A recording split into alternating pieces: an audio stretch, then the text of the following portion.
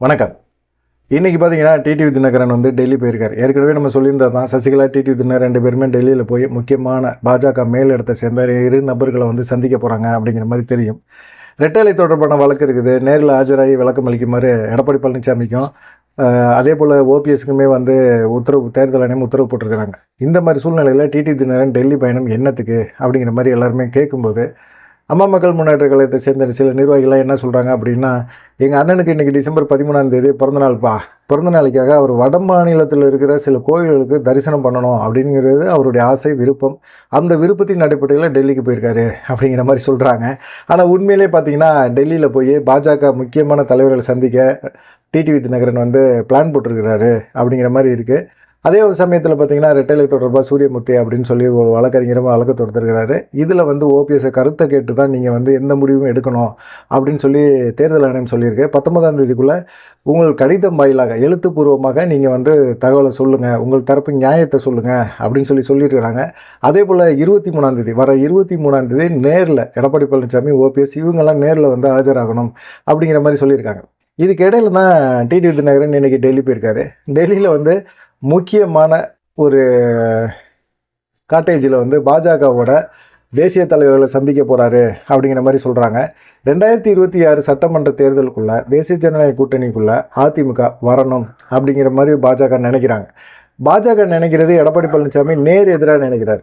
அதிமுக வந்து கண்டிப்பாக பாஜகவோட கூட்டணி இல்லை அப்படிங்கிற மாதிரி ஒரு சூழ்நிலையை உருவாக்கணும் அப்படிங்கிற மாதிரி நினைக்கிறாரு. இது பாஜக விடுற மாதிரி இல்லை. ஒருவேளை இப்போ எடப்பாடி பழனிசாமி தொடர்ந்து இதே சொல்லிக்கிட்டே இருந்தார்னா அதிமுக உடைக்கணும் அப்படிங்கிற ஒரு எண்ணத்துக்கு வந்துட்டாங்க. ஏன்னா அதிமுக வந்து தனிச்சு விட முடியாது. தனிச்சு விட்டாங்க அப்படின்னா திமுக கூட்டணியில் இருக்க காங்கிரஸோட அவர் டையப் போடுவார். எனக்கு அதே போல் காங்கிரஸும் வந்து என்ன நினைப்பாங்க அப்படின்னா, நாங்கள் வந்து அதிமுகவோட கூட்டணி வைக்கிறோம் அப்படின்னு சொல்லி திமுகட்ட ஒரு டிமாண்ட் வைப்பாங்க. டிமாண்ட் வச்சு இவங்க வந்து அதிக தொகுதிகளில் காங்கிரஸ் இங்கே அதிமுகவோட வாங்கி ஜெயிச்சிருச்சு அப்படின்னா அது பாஜகவுக்கு மிகப்பெரிய ஒரு இடைஞ்சல். எம்பியாக இருந்தாலும் சரி, எம்எல்ஏவாக இருந்தாலும் சரி, காங்கிரஸ் எந்த மாநிலத்திலும் பெருமளவில் வெற்றி பெறக்கூடாது அப்படின்னு சொல்லி பாஜக பிளான் போட்டு செயல்பட்டுக்கிட்டு இருக்காங்க. இந்த மாதிரி சூழ்நிலையில் பாஜகவோட கூட்டணி வைக்கிறதுக்கு எடப்பாடி பழனிசாமி மட்டுமே விருப்பம் தெரியல. ஓபிஎஸ், தினகரன், பாமக, தேமுதிக இவங்க எல்லாமே வந்து ஓகே சொல்லியிருக்காங்க. இதுக்கு இடையில் வந்து நாம் தமிழர் கட்சியுமே வந்து என்டிஏ கூட்டணிகளை கொண்டு வரதுக்கான வாய்ப்புகளையும் பேச்சுவார்த்தையும் நடத்துகிறாங்க அப்படிங்கிற மாதிரி இருக்குது. ஒருவேளை அதிமுக தொடர்ந்து வலுவாக நாங்கள் இருக்கிறோம் அப்படின்னு சொல்லி பயணம் பண்ணாலும் சரி, அரசியல் கட்சி நடத்திக்கிட்டு இருந்தாலும் சரி, அப்போ வந்து காங்கிரஸ் வந்து அதிமுகவோட கூட்டணி வைக்கிறதுக்கான வாய்ப்புகள் இருக்கும். திமுகவோட கூட்டணியில் இருந்தால் தான் காங்கிரஸ் வந்து பலகீனமாக இருக்க முடியும். ஒருவேளை அதிமுகவோட கூட்டணிக்கு வந்தாங்க அப்படின்னா கண்டிப்பாக வந்து அதிக சீட்டுகளை கேட்பாங்க, அதிக அளவில் வெற்றி வாய்ப்புகளை உருவாக்குறதுக்கான முயற்சியில் இறங்குவாங்க. ஆனால் இது சாத்தியப்படுத்தக்கூடாது அப்படிங்கிறது தான் பாஜகவோட மேலிடம். ஆனால் என்ன செய்கிறாங்க, அதிமுக வந்து பலம் இல்லாமல், அதிமுக வந்து புரோஜனம் கிடையாது, இப்போயே புரோஜனம் கிடையாமல் தான் இருக்குது, ஒருங்கிணைந்த அதிமுக இல்லாமல் இப்படி செயல்படுறது தப்பு அப்படிங்கிற மாதிரி தான் அதிமுக தொண்டர்களே நினைக்கிறாங்க. இந்த மாதிரி சமயத்தில் அதிமுக வீக் ஆக்கி விட்டோம்னா காங்கிரஸ் வந்து இந்த சைடு வரமாட்டாங்க அப்படிங்கிற ஒரு எண்ணத்தில் இருக்கிறாங்க. இப்போ வந்து பாஜக வந்து நாடாளுமன்ற குளிர்கால கூட்டத்தொடரில் வந்து ஒரு மசோதாவை நிறைவேற்றிருக்கிறாங்க. ஒரே நாடு ஒரே தேர்தல் அப்படிங்கிறது. இதை வந்து 2029 செயல்படுத்துறதுக்கான வாய்ப்புகள் இருக்குது.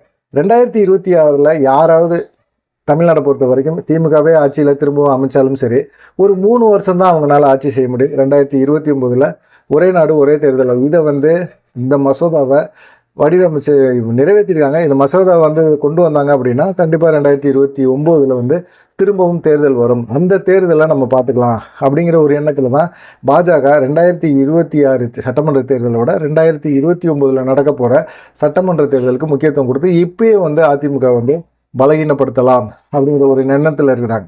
இப்போ வந்து ரெட்டை சின்னம் வந்து எடப்பாடி கையில் இருக்கலாமா வேணாமா, அந்த முடிவை யார் எடுக்க போகிறா அப்படின்னா பாஜக தான் எடுக்க போகுது. அதே போல் சசிகலா வந்து தீவிர அரசியலுக்குள்ளே கொண்டு வரணும் அப்படின்னு சொல்லியும் பாஜக முடிவு பண்ணி வச்சுருக்கிறாங்க. நாம் தமிழர் கட்சியுமே பாஜக கூட்டணிக்குள்ளே கொண்டு வரலாம் அப்படிங்கிற ஒரு யோசனையும் பாஜகவுக்கு இருக்குது. இதில் வந்து யாருக்கு லாபம், யாருக்கு என்ன அப்படிங்கிறத தாண்டி திமுக வந்து ஒழிக்கணும், அதே சமயத்தில் காங்கிரஸையும் வந்து டம்மியாக்கணும் அப்படின்னு சொல்லி தான் பாஜக முயற்சி பண்ணுறாங்க. இப்போ வந்து பார்த்திங்கன்னா ரெட்டை சின்னம் தொடர்பாக வந்து திடீர்னு ஓபிஎஸ்க்கும் அதிமுக கட்சிக்குமே சம்மந்தம் இல்லை. அவர் உறுப்பினர் கூட கிடையாது, அவர் வேஷ்டி கூட கட்டக்கூடாது, கரை வேஷ்டி கூட, அதிமுக கரை வேஷ்டி கூட கட்டக்கூடாது அப்படின்னு சொல்லி பல நிபந்தனைகளை வந்து நீதிமன்றம் தான் கொடுத்துச்சு. அதே நீதிமன்றம் வந்து ஓபிஎஸ்ட்டை வந்து ஆலோசனை பண்ணாமல் நீங்கள் வந்து ரெட்டை சின்னத்தை கொடுக்கக்கூடாதுன்னு சொல்லி தேர்தல் ஆணையத்துக்கு ஒரு நிபந்தனை கொடுக்குறாங்க. அப்படி கொடுக்குற அந்த விஷயம்தான் வந்து ஏதோ ஒன்று நடக்க போகுது அப்படிங்கிறது உறுதியாக தெரியுது. ஏன்னு கேட்டிங்கன்னா, அதிமுக பைலா பிரகாரம் எடப்பாடி பழனிசாமி எதுவுமே செய்யலை. கடந்த பொதுக்குழுவை கூட அவர் அப்படி கூட்டவே இல்லை. அதை தாண்டி பார்த்தீங்கன்னா, அதிமுகவில் வந்து ஓபிஎஸ்ஸை நீக்கினது கூட சரி கிடையாது அப்படிங்கிற மாதிரி இருக்காங்க. அதே போல் பொதுக்குழுவில் வந்து வந்த உறுப்பினர்களை வச்சு பொதுச் செயலாளர் தேர்வு பண்ணதும் தப்பு அப்படிங்கிற மாதிரி சொல்கிறாங்க. சரி, இந்த விஷயங்களை வச்சு ஓபிஎஸ்க்கு வந்து ஒரு ரீஎன்ட்ரி கொடுக்கறதுக்கான வாய்ப்புகள் அதிகமாக இருக்குது அப்படின்னு சொல்லிக்கிட்டு இருக்க அதே சமயத்தில் சசிகலா மேலே வந்து அந்நிய செலவாணி வழக்கு இருக்குது. இந்த வழக்கை தான் வந்து இப்போ உயர்நீதிமன்றம் ஒரு உத்தரவு போட்டிருக்காங்க. கீழமை நீதிமன்றம் வந்து இந்த வழக்குகளை வந்து விரைவாக நடத்தி முடிக்கணும் அப்படின்னு சொல்லியிருக்காங்க. ஒருவேளை இந்த அந்நிய செலவாணி வழக்கில் வந்து சசிகலா வந்து விடுதலை ஆகிட்டாங்க அப்படின்னா அவங்க வந்து அரசியலில் வந்து ரீஎன்ட்ரி ஆகிறதுக்கு வாய்ப்புகள் அதிகமாக இருக்குது. ரொம்ப உத்வேகத்தோடு செயல்படலாம். அந்நிய செலவாணி வழக்குனால தான் அவங்க கொஞ்சம் பயந்து தயங்கிக்கிட்டே இருக்கிறாங்க. அது சம்மந்தமாக தான் பேசுகிறதுக்கு தான் டெல்லி போகிறாங்க, பாஜக வர சொல்லியிருக்கு அப்படிங்கிற மாதிரி சொல்கிறாங்க. ஏற்கனவே வந்து அந்நிய செலவாணி வழக்கை வந்து விரைஞ்சு முடிங்க அப்படின்னு சொல்லி கீழமை நீதிமன்றத்துக்கு உயர்நீதிமன்றம் வந்து உத்தரவு போட்டிருக்கு. இந்த மாதிரி சூழ்நிலையில் சசிகலாவுக்கும் ஒரு ப்ளஸ்ஸை கொடுத்துட்டாங்க. சீக்கிரமாக சசிகலாவுக்கும் விடுதலை கிடச்சிரும். சசிகலாவும் வந்து அதிமுகவுக்குள்ளே ஒரு உத்வேகத்தோடு திரும்பவும் என்ட்ரி ஆவாங்க அப்படிங்கிறது. இது எல்லாமே பார்த்திங்கன்னா எடப்பாடி பழனிசாமிக்கு பயங்கரமான ஒரு வயிற்றுக்கடுப்பை ஏற்படுத்திடுச்சு. என்னடா அது திடீர்னு நம்ம மேலே இப்படி பாயிறாங்க, கடிச்சு கொதறாங்க. ஏற்கனவே உள்கட்சியில் பிரச்சனை, வேலுமணி, தங்கமணி, செங்கோட்டையன் எல்லாமே ஆளாளுக்கு. இப்போ சிவி சண்முகம்லாம் அவர் ஒரு சைடு கூச்சிக்கிட்டு இருக்கிறார். இப்படி எல்லாருமே தனித்தனியாக செயல்பட்டுக்கிட்டே இருக்கிறாங்க. இந்த மாதிரி சமயத்தில் பாஜகவும் வந்து நம்மளை அடித்து துவச்சின்னா தூக்கி காயப்படுறாங்களே, என்ன நடக்க போகுதுன்னே தெரியலையே அப்படிங்கிற மாதிரி இருக்கிறாங்க. இன்னும் ஒரு 15 மாதம் இருக்குது 2026 சட்டமன்ற தேர்தலுக்கு. அந்த சட்டமன்ற தேர்தலுக்குள்ளே உட்கட்சி பிரச்சனையை முடிக்க முடியுமா எடப்பாடி பழனிசாமினால்? முடிக்கவே முடியாது. இப்போ எடப்பாடி பழனிசாமிகிட்டையும் பேச்சுவார்த்தை நடத்துவாங்க. முக்கியமாக பார்த்திங்கன்னா மத்திய அமைச்சர்கள் மூலமாக எடப்பாடி பழனிசாமிகிட்ட அவரும் சுமூகமாக தானே சில விஷயங்களை வந்து பண்ணி வச்சுருக்கிறாரு. அதனால் வந்து மத்திய அரசோட இணக்கமாக தான் போக ஆசைப்படுவார். அந்த மாதிரி சமயத்தில் வந்து எடப்பாடி பழனிசாமிகிட்ட ஓபிஎஸ், சசிகலா இவங்களெல்லாம் கட்சிக்குள்ளே சேருங்க, கூட்டணிக்குள்ளே டிடிவி தினகரன் வருவார், டிடிவி தினகரனுக்கு இவ்வளோ தொகுதிகளை ஒதுக்கிடுங்க அப்படிங்கிற மாதிரி பேச்சுவார்த்தை நடத்துவாங்க. ஒத்துக்கலை அப்படின்னா அதிமுக பலகீனப்படுத்துவாங்க. பாஜக கூட்டணியோடு அதிமுக இருந்தால் தான் அதிமுக ஸ்ட்ராங்காக இருக்க முடியும். அதே போல் பாஜக சொல்கிறத எடப்பாடி பழனிசாமி கேட்டே ஆகணும். ஓபிஎஸ், சசிகலா திரும்பவும் கட்சிக்குள்ளே சேர்க்கணும், அவங்களுக்கு முக்கியமான பதவியை கொடுக்கணும். இப்படி எல்லா விஷயங்கள்லையும் வந்து பாஜகவோட தலையீடு இருக்கும். பாஜக நினச்சாதான் எடப்பாடி பழனிசாமி பொதுச்செயலாளராக தொடர முடியும். இல்லை அப்படின்னா சசிகலா கையிலையோ ஓபிஎஸ் கையிலையோ பொதுச்செயலாளர் பதவியை கொடுத்துருவாங்க. முதலமைச்சர் வேட்பாளரையும் எடப்பாடி பழனிசாமி நினைக்கிற மாதிரி எடப்பாடி பழனிசாமி முதலமைச்சர் வேட்பாளராக இருக்க முடியாது. அவருக்கு வந்து அந்த வாய்ப்பை கொடுக்கவே மாட்டாங்க. ஒன்று வேலுமணி கொடுப்பாங்க, இல்லைன்னா ஓபிஎஸ் கொடுப்பாங்க. ஓபிஎஸ் தான் கொடுப்பாங்க அப்படின்னு சிலர் வந்து அடித்து திருத்தமாக சொல்கிறாங்க. காரணம் வந்து ஓபிஎஸ் வந்து எல்லார்ட்டையுமே வந்து குட் புக்கில் இருக்கிறார். ஜெயலலிதாவுக்கு எப்படி வந்து ரொம்ப விசுவாசமாக இருந்தாரோ, இப்போ பாஜகவில் இருக்கிற பிரதமர் மோடி வந்து ஓபிஎஸ்ஸை நம்புகிறார். ஓபிஎஸ் பாவமியா, ஒரு அப்பாவியா, அந்த ஆளை தூக்கி போட்டு மிதிச்சுட்டு இருக்கான் அந்த எடப்பாடி பழனிசாமி அப்படிங்கிற மாதிரி தான் யோசிக்கிறார் அவர். அதே போல் சசிகலா மேலே இருந்த ஒரு கெட்ட அபிப்பிராயம் எல்லாமே மாறி இப்போ சசிகலாட்ட வந்து நம்ம கட்சியை கொடுத்தோம்னா அவங்களுடைய ஆளுமையில் வந்து எல்லாத்தையுமே கண்ட்ரோல் பண்ணுவாங்க.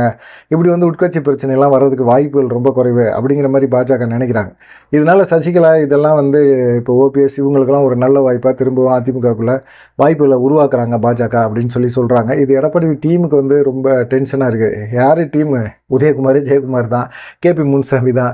இவங்க எல்லாமே இப்போ சைலண்ட் மோடில் போயிட்டாங்க. எதுக்கு வம்பு, நம்மளை தூக்கி எங்கிட்டாது ஏதாவது ஒரு வாழ்க்கை இலக்குன்னு போட்டு நம்மளை காலி பண்ணி விட்ருவாங்க அப்படிங்கிற ஒரு பயம் அவங்கள்ட்டையும் தெரியுது, முகத்தில் தெரியுது. அதனால் பேசுகிறதே இல்லை, எதை பற்றியுமே பேசுகிறது இல்லை.